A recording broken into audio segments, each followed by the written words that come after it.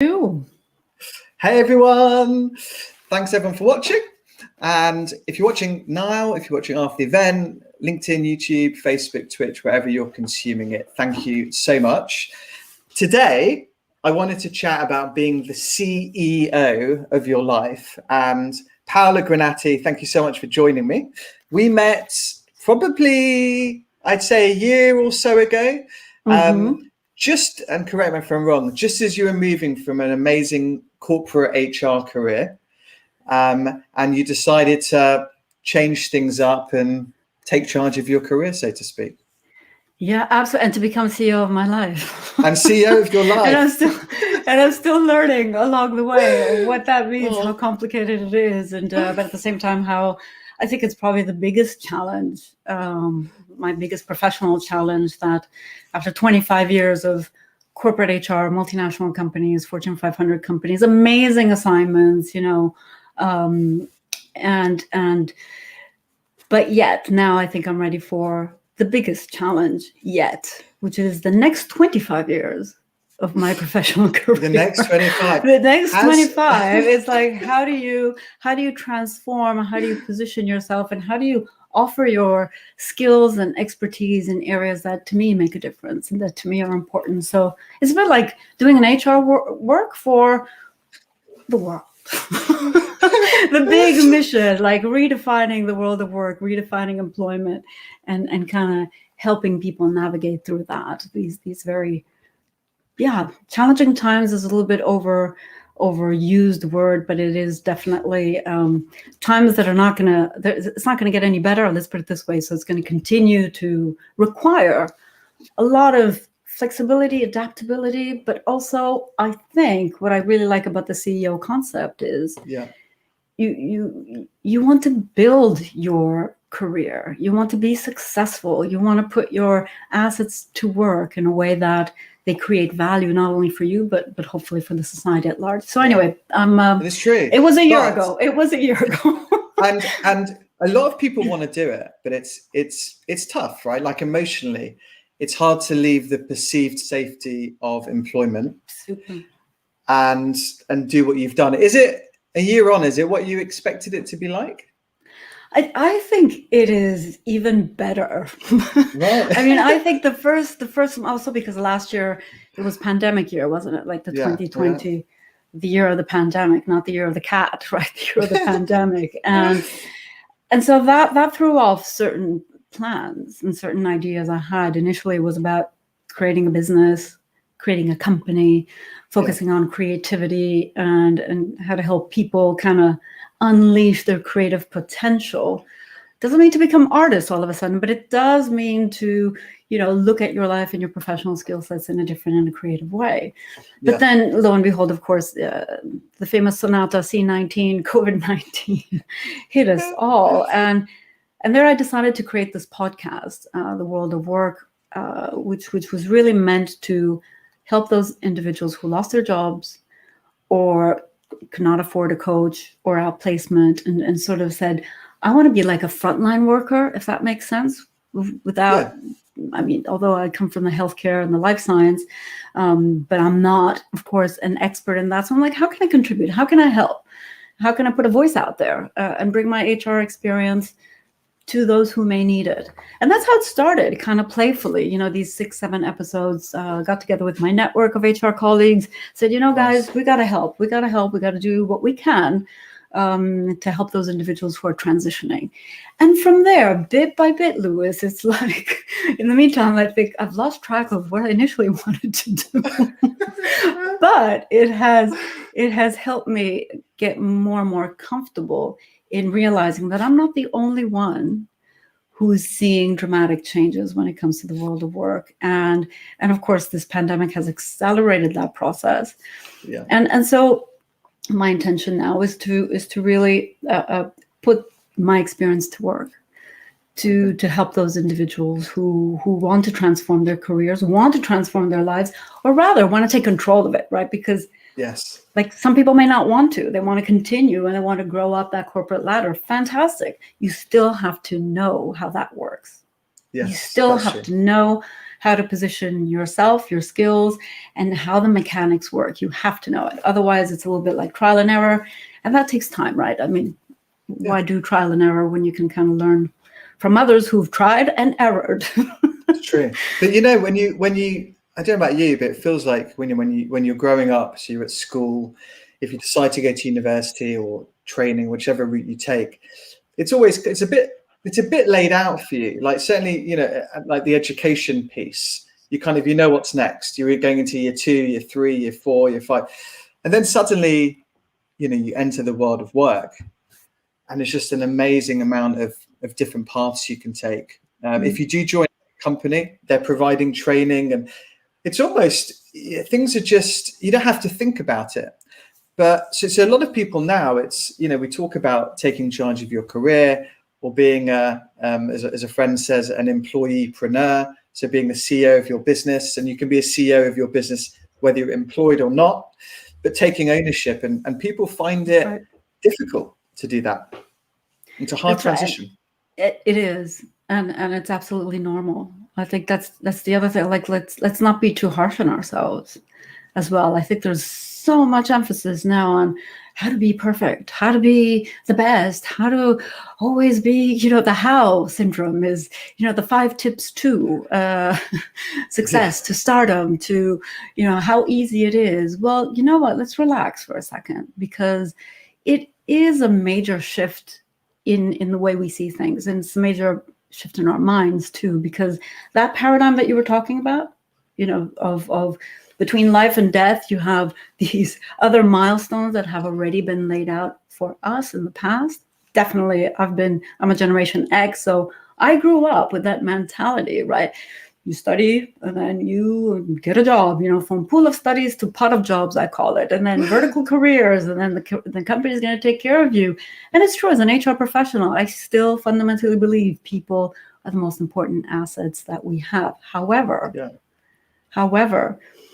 it is no longer sustainable to say that we're going to be able to retain you, develop you until you retire. That is just no longer that paradigm. You know, that's kind of broken. And we should stop in companies, I think, in hammering concepts that we're not able, unless we're able to really walk the talk and say, hey, Lewis, you're joining as a trainee and you're going to end up the CEO of this company. Like, right, good luck. It's just not. And the millennials don't want that. And the new generations don't want that either. So it is, I think it's mostly for mid-career folks that are kind of like find themselves in the middle of this big transition. But also if you're starting out as a young graduate, I do think that it's important to get experience under your belt. You have to. You're probably going to be zigzagging, and that's okay. You probably still need to figure out what it is that you actually want to do, and that is okay.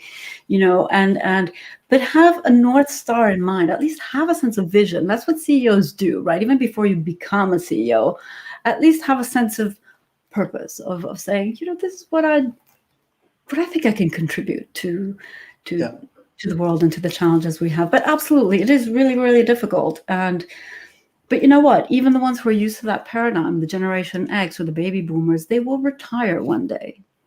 And there's so many people that when it comes to that moment of, uh-oh, I'm no longer defined by my VP title. I'm no longer defined by that role that I had in that organization. And people go through this incredible identity crisis, like, well, who am I? If I am not the president of this region, who am I the moment I retire?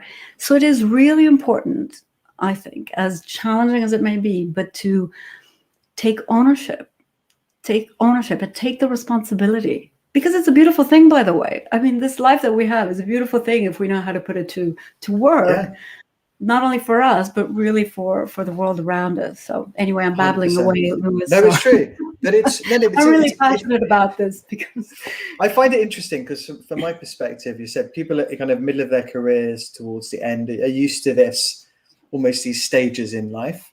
Interesting. On the other side, I spoke to a friend of mine's brother the other day. And my friend was like, "Can you chat with my brother?" And I'm like, "Sure, no problem. You know, what's the scenario?" And he said he's been in his job 6 months and he wants to quit already. It's like, okay, fine. So I had a chat with him. What's the story? He said, oh, they're not taking my views seriously. I should be in those leadership team meetings. I should be helping run the company. I was like, just take a breath and slow down and appreciate you have, you could be working for 70, 80 years. It's a long time. It's a marathon. And so a lot of younger people, they're so keen to get to the top. And you see on social media, you see all the success stories of this young guy or girl who's founded this amazing tech firm, sold it and made their first billion by 25 or something. And a lot of that, I think, fuels expectations a bit. And so my message to this guy was just, soak up all your knowledge, learn as much as you can, and be patient and enjoy the journey, and things start to develop. But the great thing was that he was already thinking about taking ownership of his career. He was really just already wanted to be that top management person. Right. But at the same time, it's allow yourself to enjoy youth too. What I mean by that is allow yourself to still be young at heart and to learn, as opposed to already putting yourself in a situation of saying, I have to be, because I have to create my startup company. I have to be an entrepreneur. I have to, there are financial considerations here, of course, Lewis, right? So when I also talk about becoming a CEO of your life, it also means learning how to manage your finances, learning to manage those finances like a CFO would do. So make sure you know a little bit about finances. If you're spending more than you're making, that's already a no-no, right? Let's go from the basics. And if ideally that gap between what you're making and what you're spending, you have a little bit more in between, start saving, start investing, start really thinking with a business hat on.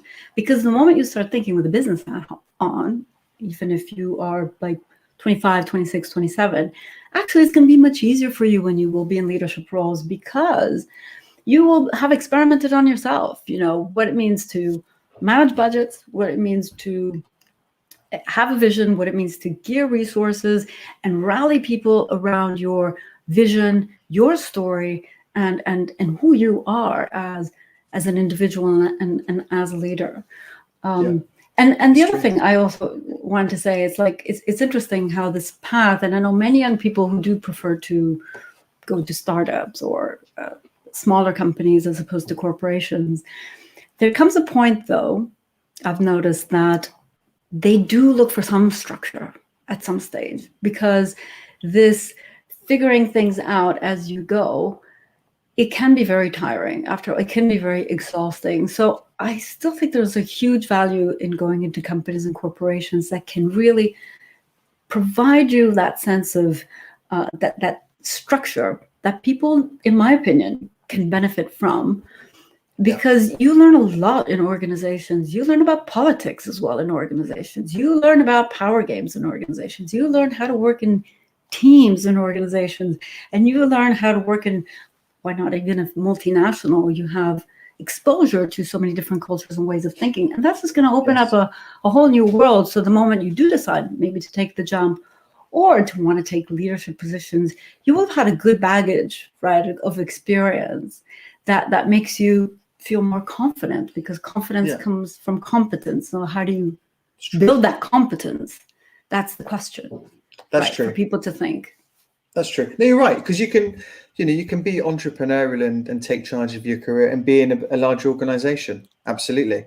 And it just offers different experiences. It's all good. It's a personal thing, where you're most happy, because being happy is the most important thing. And if you're happy doing whatever you're doing, that's great. And it could be a big firm with all this complexity and politics and power games and stuff like that, or it could be, in a startup.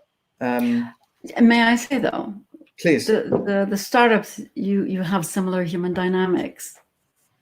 So it's not so. Excuse me. You have different ones, of course, because size does matter.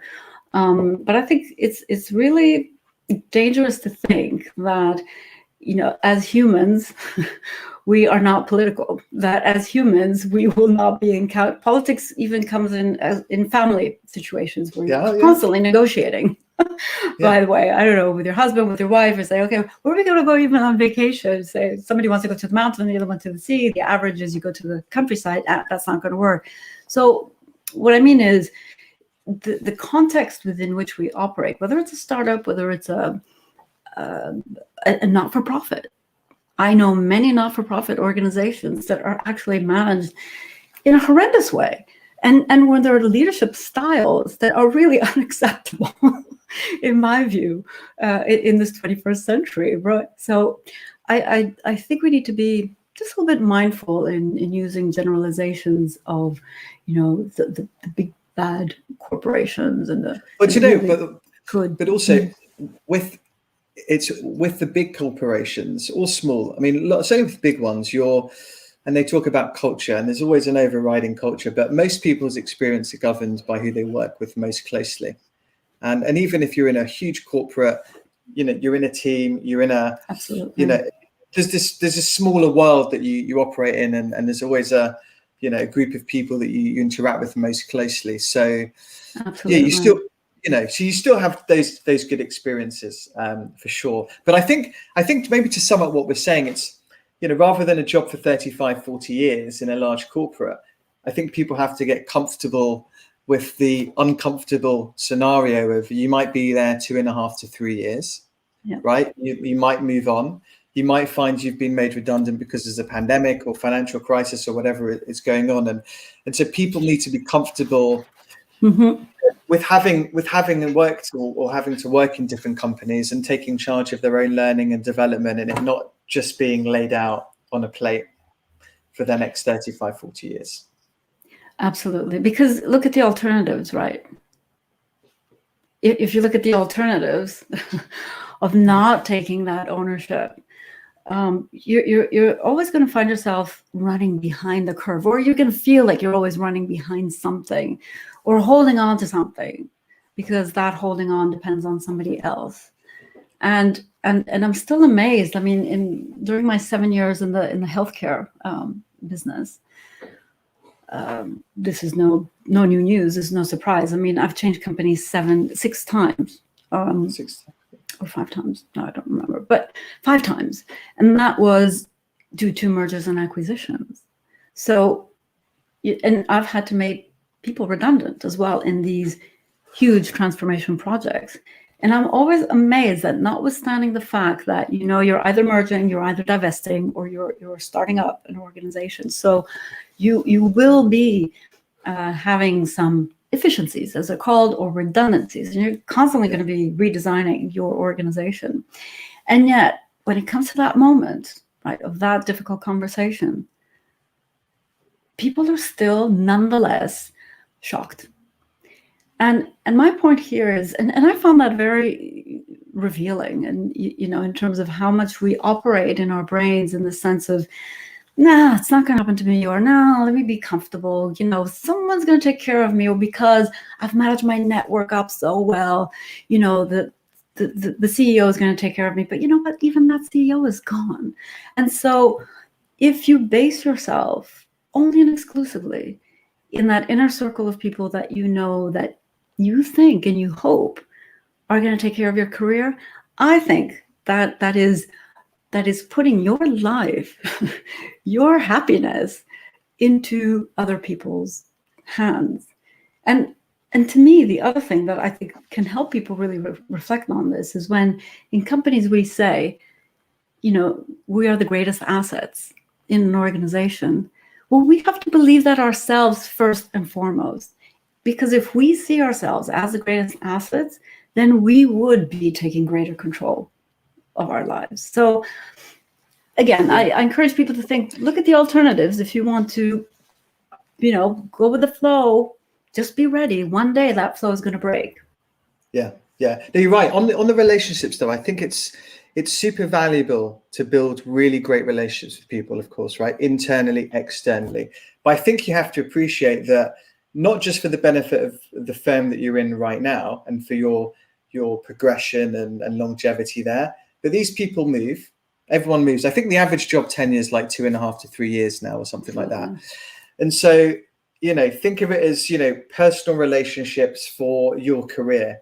Because so many people I speak to right now, when they ask me, how can I find my next role and all of these kinds of things. And almost my advice is, you speak to headhunters like me, you speak to your personal network, all of those things. And so many people are able to find opportunities through people that they know, that they've worked with before. There might not even be an opportunity there, but they get a phone call from Paola saying, hey, I'm looking for my new thing, and they'll be like, oh, perfect. And it just pops in their mind. And so I think for me, that's managing your career. That's investment for the future for you, behaving well, doing a good job, going to your boss and saying, like, what are the top 3 things that keep you up at night? Give them to me. I'll take care of them for you. Absolutely. And by doing that, you're creating your own opportunities. You're not waiting for people to give stuff to you. And so when something happens, when you might get made redundant, or the firm might merge, or there might be a pandemic and the industry shuts down, you're hard already, like your mindset's already like resilient to that stuff, and you'll find it, I think, easier to transition. Absolutely.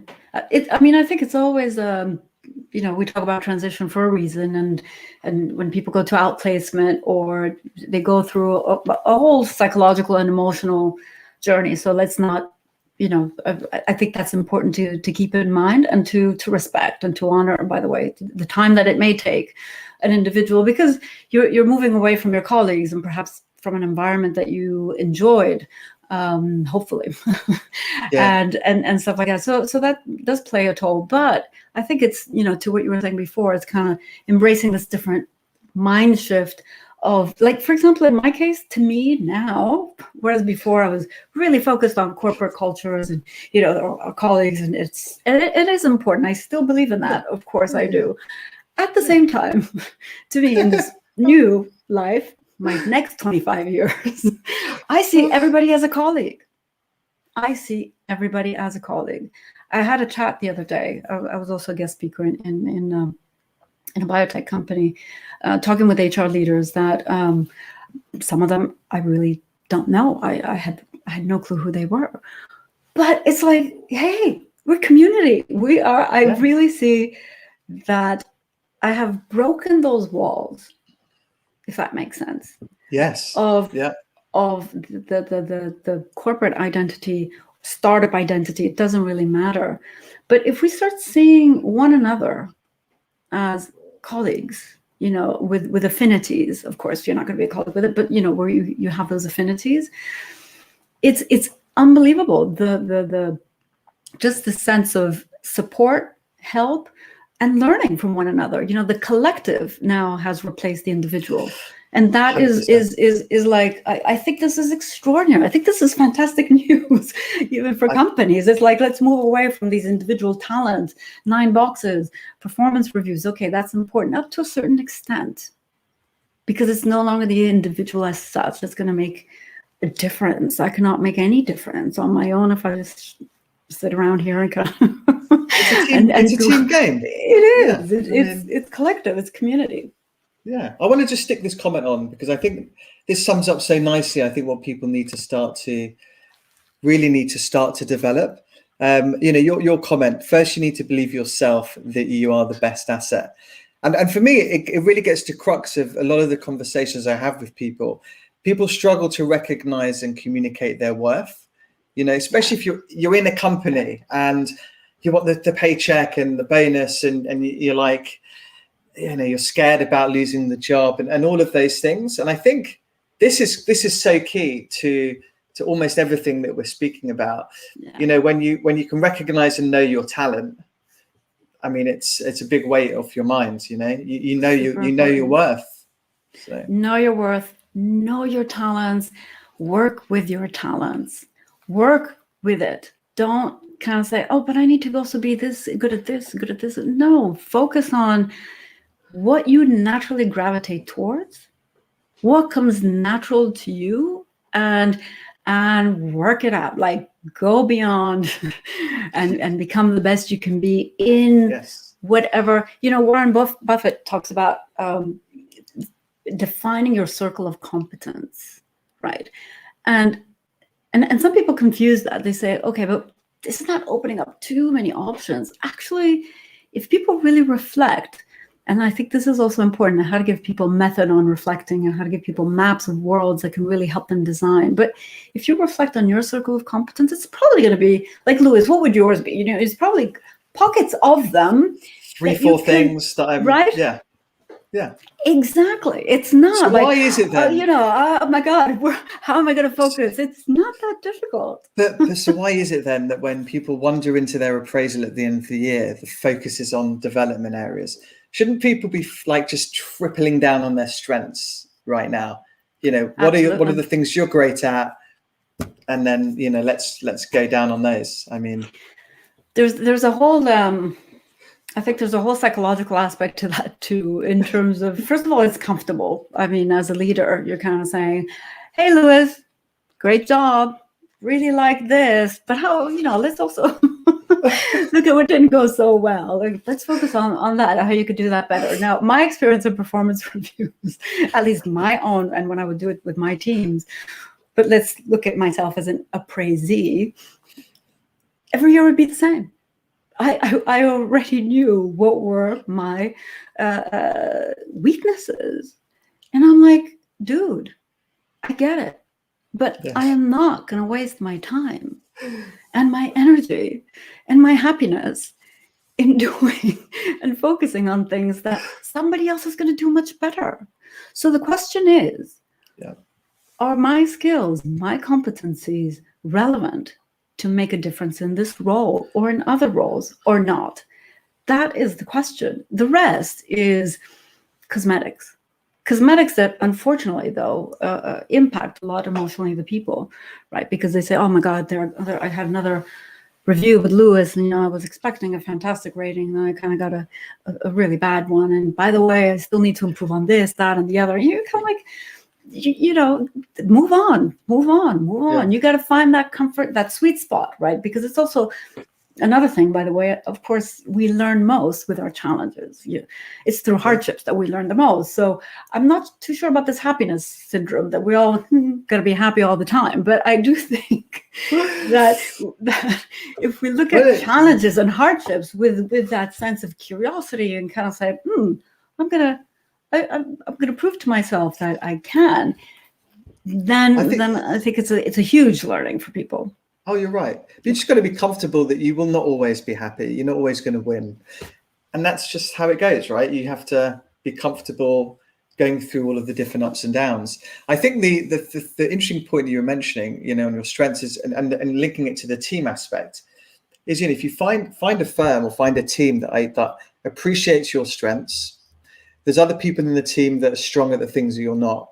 And that's, you know, that's a great team. And if you have a leader that's servicing their team and helping them be successful and stuff, you know, that's great. And whether that's in a big company or small company, it doesn't matter, right? Because everyone likes different things, and that's cool.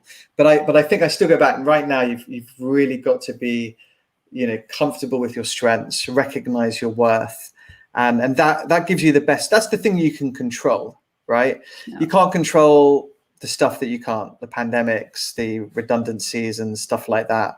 But at least it gives you some control, I think. Some gravitas, right? You're grounded on something. And I think the other advantage of that is, I'm sure you're noticing it. Actually, I'd be curious to hear your views on how you've seen, you know, the world of work changing from your perspective in terms of what the new profiles and what are the kind of characteristics that companies are looking for at the C-suite or at other levels, because of course I have my view from external but also internal. But my point here is also to say, when we look into jobs and the job specs and the qualifications required, I think Wonder Woman and Superman are really probably they probably wouldn't even make those jobs. Number one. Number two, the majority of the times, the hiring managers, they got a lot of pressure to hire that FTE and to get that right person. If after 2, 3, 4 months of searching and after 50 candidates that you have been interviewing, you still don't decide on who may be the best, you need to accept compromises, right? Because perfection does not exist. Then it tells you a lot of things about that culture, that company, that leader. And to go back to that grounded sense. I really encourage people to stay true to, as I was saying, their natural strengths, because we're constantly talking about upskilling, reskilling, filling the gaps on skills. You're late on skills. And it's like this ridiculous sense of running after skills that are so short-term lived anyway. There was a ex-CHRO, I think, of IBM, who was saying, in the tech world, it's 6 months shelf life of your skills. Wow. So if you're constantly running behind your skills, you're running behind your skills. So the idea is, hey, stay on top of those skills where you, first of all, you love them, you want to continue building your expertise in them, and find your niche as opposed to finding the job. It's like create your niche, find that opportunity. Sorry, you probably wanted to. There's so many. As I said, there's a lot of stuff here. So many things to unpack there. I don't even know where to start. But I'm going to start. What I'm finding at the moment, and this has been going on for a long time, and I did a live stream on this as well recently. But people are hiring for pedigree over potential all the time.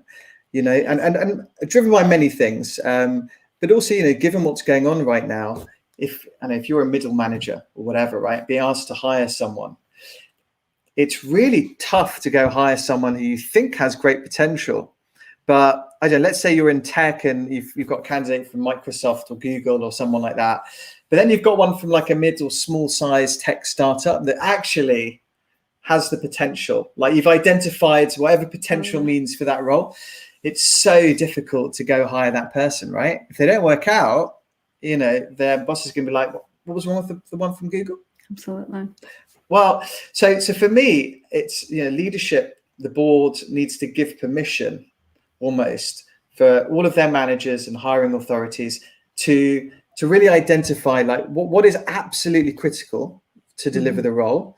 What can we teach? And what are the personal qualities that we think are needed to be really successful? Like, being kind, considerate, team orientated, whatever you decide is really valuable for you. And that's the way I like to go. And it's difficult. Like a lot of people find it super hard to hire that way. And not so many companies really go through it and think about it so structured. So that's what I'm. Yeah, I was going to say that I also find that this paradigm of hiring, the concept of employment is a little bit tricky, right? Because when you're hiring, you're falling into a contractual situation, right, with your employer, and in some countries you may have labor laws.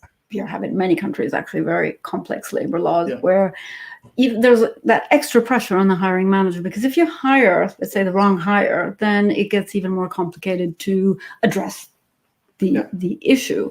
So that, I think, also partially explains why people rather be safe in following what they already know in terms of the profiles, the pedigrees, because they say, the pedigree, it's going to probably 50% guarantee of success.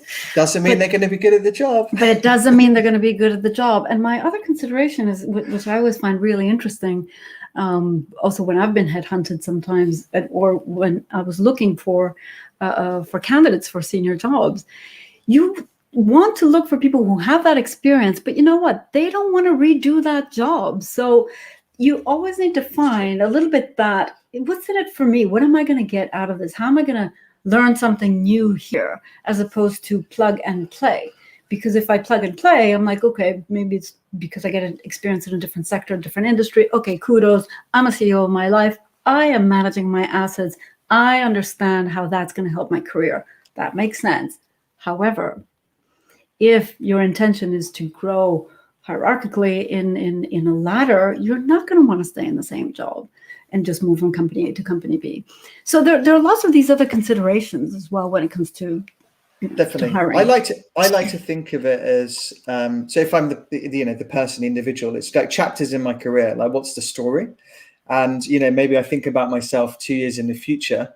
what's the story? Is it a good chapter? What have I learned? Have I built on it? And that might be, we're talking about this as people moving jobs, but it could be that you stay in the same company for X number of years, but they've moved you, and you've got different experiences, and that's cool too.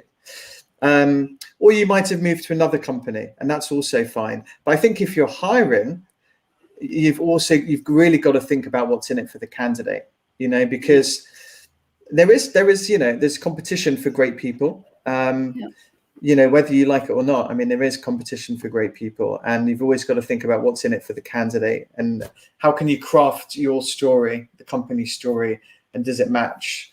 So it's many facets. It's funny because when someone goes into a role, they forget. They always forget what it was like to look for a job or to be poached or headhunted. So more thought needs to go into that. I think absolutely. I want to also I was wondering if there are any questions or from the audience as well, if there's any participation or any comments, or I do think these are kind of interesting conversations to Well, we did have Amy that thought hey Amy, hi. we do need to hear this, but apart from that, the portfolio career I think is interesting. The portfolio of jobs, I call it, and I don't know about you, but I've seen more and more now people opting for and almost the same thing that you've done. Is almost have a few jobs. And I see this at all levels in all different industries. You even see a bunch of platforms popping up now, like Fiverr and a few others, where you can sell your skills as a service almost. Are you seeing the same thing? I am, but I'm seeing it in a very random way. I don't know if you're seeing the same. So here's what I'm seeing and kind of sensing, but would like to get your opinion since you're more, let's say, in that side of the market.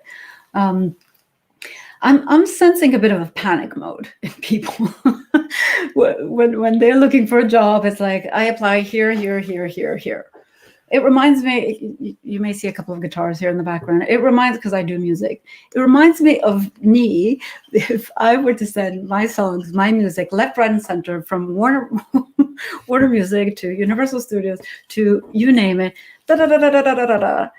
without a plan and without really seeing how am I targeting this in the right way?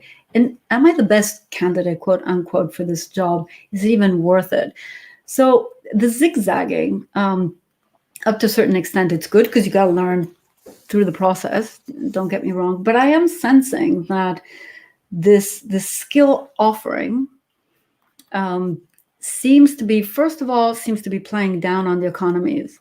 So unfortunately, people are short selling their skills. I see it everywhere, the freebie economy, whether you're a coach, whether you're a software programmer, whether you are a change management consultant, I don't know.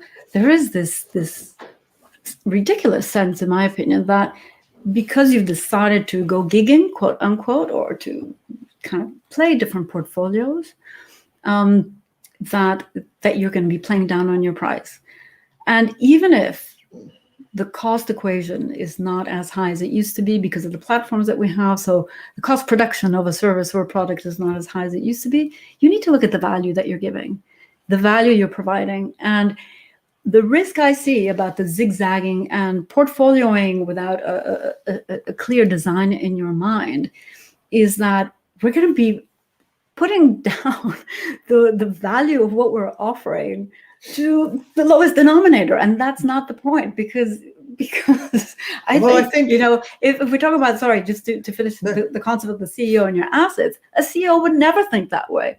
A CEO would never think that way of devaluing, I think is the right word. Demonetize their assets. It is actually how to put greater value on them. It's how to invest in them, how to make them so special, so unique that you're going to be offering them, monetizing some and deciding to not monetize some others, right? To subsidize some other things that you may want. So yes and no, to your point about the skills, I do see it. I just kind of sense it's a little bit of a random process for now. I'm not sure. I think I think everyone's comfortable doing different things, and it's always obviously been that way. I think with, the stuff you're talking about, and maybe it's executive coaching or marketing services or whatever it might be, I think the market always decides what you're worth, or, there's always market dynamics going on. And I think it still goes back to, know your worth. There's always levels to the game, like in every industry. Whether if it's exec coaching, when you meet a coach that's really, really quality, they're really quality, and they know their worth, and they're probably gonna be charging a premium, like in anything. You're always willing to pay a bit more for quality, or you're happy with something that's. So I think that the prices vary. I think it's always been like that. I don't think this has changed. I think people's mindsets have changed. I think people are opting for a portfolio of jobs, whatever you call it, jobs on demand, gig economy, things like that. And for many reasons, some people, they want to be able to control when and how much they work. I've seen a lot of female friends who have been able to do really good work, but in their own, on their own terms, which they wouldn't have done before. I think there's many benefits to it, and I think again it's all personal, but I think with technology, with all these different trends, it's enabled people to do that. And I think this world of work, for me, this is one of the big ways it's changed. People being able to choose a little bit, and if they've recognized what they're great at, let's say it's exec coaching, or it's IT development, or whatever it might be, they've like, right, this is what I'm great at, and can I sell it? Can I do it for a living? Will people pay me money for my services? And hey, look, if you're great at it and the answer is yes, and you start earning some money from it, then the freedom, it's amazing, right? And then you've got to get used to the fact that you're running your own business, and you have to get used to accounting and finance and setting your prices, having a walk away point, knowing your worth, and not commoditizing yourself. Exactly. And that goes with running the business for me. Well, you've already clearly become a CEO of your life already. Well, no, working. You could be my role model. You're the one I'm going to be looking at when I continue building my skills in that area. No, only from speaking with you that I've managed to crystallize my views. But honestly, it does. But it does take time, because I have been doing it for a while. Like I set up my own business after uni. I've been running my search firm for 11 years. It always, you never arrive at the place you're trying to get to. It's you have all these experiences, and the one thing I've got, I guess, is comfortable with being uncomfortable, and with all the ups and downs that come with it. But it's also quite liberating as well, I find. I think Virginia Woolf said something like, you can't find peace by avoiding life. And this illusion that, if I stay calm, I stay put, I don't move. I'm like in my little corner. I'll wait until the next wave comes over. Like, you won't be able to find peace by avoiding the challenges of life, which are these. And I think in the world of work, it is. I don't believe in the loom and gloom and the doom aspects. I do think it is such a prolific world out there. There are multiple ones. First of all, there are parallel ones. There are multi-layered ones. You've got a physical, digital, virtual one. You have intersections of industries that you would have never thought possible in the past, where technology is fully embraced, for example, with the life sciences. There are more than 250,000 med applications out there. And the future in the healthcare is going to be completely different from what we know it today. So I think when you are able, as an individual, to understand these dynamics and design your world of work in a way that suits your needs, because that's also important, your wishes, and you are able to identify what you can offer, then you're in a much better position, at least, to say, this, no. This, no. So what is yes? Where are those areas where I can play strongly in, not because I have to, or not because somebody told me this is the right job for you, because if you have that job, then you're going to be, but rather it is something that's going to make you feel fulfilled, because we all only have one life. And Definitely. And I do think there's so many challenges out there in the world, environmental challenges, societal challenges, that if really people don't find something that they're passionate about and contributing in society, then okay. But it's a bit surprising. Well, what a beautiful place to end. Thank you so much. Oh, great chat. Thank you. We did it. We've done 45 minutes, which is great. Thank you so much for all of your insights. Thank you, Lewis. Love the conversation. Thank you. Good luck with your next series of podcasts. I'm going to look out for them intently, and stay safe and healthy. You too. Take good care. Thank you. Bye.